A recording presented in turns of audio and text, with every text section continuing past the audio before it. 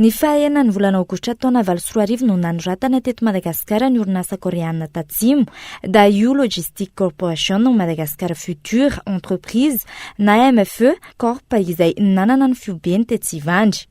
Iray volana latsaka kely meloa io fanoratana io anefa izany hoe ny 15 ny volana Jolay taona 2024 dia efa nisy ny fifanaovan-tsony teo amin'ny Daewoo Corporation sy ny ministry ny fanajariana ny tany sy ny fananantany ny taleny EDBM, ny lehibe ny faritra Melaky, lehibe ny faritra Menabe, lehibe ny faritra Tsinanana, lehibe ny faritra Sava ary ny solotena ny orinasa Daewoo Corporation izay manome fahafana ny Daewoo Corporation isitraka, hijery, hamaritra ary handresy lahatra ireo ben'ny tanàna misy ireo tany tiany alaina.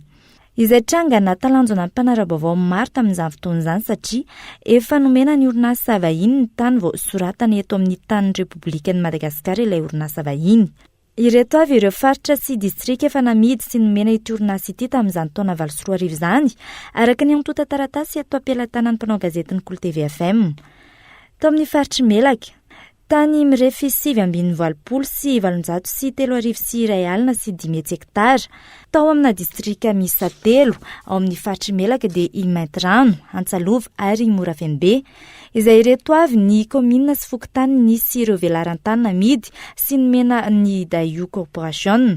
Komina Antsalova, komina Trangay, komina Bekopaka, fokontany Arindrano, fokontany Sarika, fokontany Masama, fokontany Antsalaza, fokontany Berongony, fokontany Fenorivo-Bara, fokontany Mafiovo-Korao ary fokontany Begiara.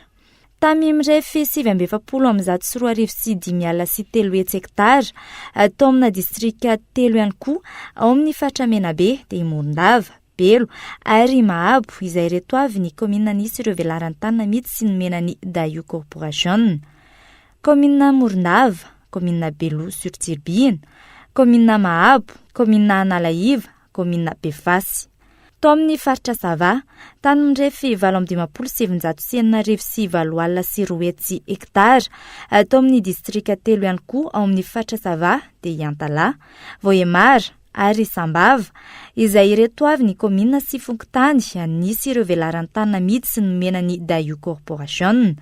Komina Ampanifena, komina Apondra, komina Nosbe, komina Tsirabe Nord, komina Tsarabaria, komina Fanambana, komina Antanamambo, komina Lanjarivo, komina Ambohifeo, komina Antombana, komina Ambohitralanana, komina Antsahanoro, komina Vinanvao, komina Ampahana, komina Ampoibe, komina Ambalabe, komina Ambohivao, komina Noviarina, komina Morafeno, komina Ambodivoara, komina Faralalana, komina Ambohimalaza, komina Aminjaomby, komina Analamao, komina Ambohimitsinjo, komina Antala, komina Sambava ary komina Voemara.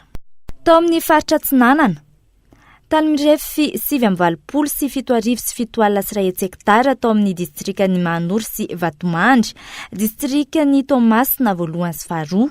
Raha atao ny totalin'ireo tany nomeny fitondram-panjakana ny orinasa koreana tatsimo Daewoo Logistic Corporation ny taona 2024 izany teto Madagasikara tamin'ireo faritra 4 ireo dia nahatratratra ny amin'ny 5,20 sy 3 sy 3 sy 1 hektara.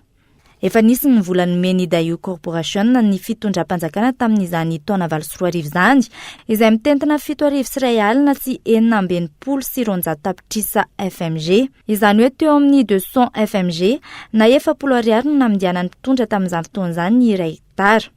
Nofoanana ireo fivarotana sy fanomezana ary fangatana tany-panjakana ny Daewoo Corporation ireo tamin'ny taona 2024 nandritra ny fitondrana teteza mita araka ny fanapahana laharana fa 420 sy ny fanapahana laharana fa 440 ho an'ny faritra Sava.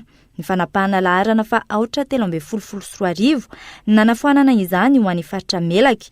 Ny an'ny faritra Tsinanana kosa dia ny fanapahana laharana fa 430 ary ny fanapahana laharana fa 430 kosa no nanafoanana ny faritra Menabe.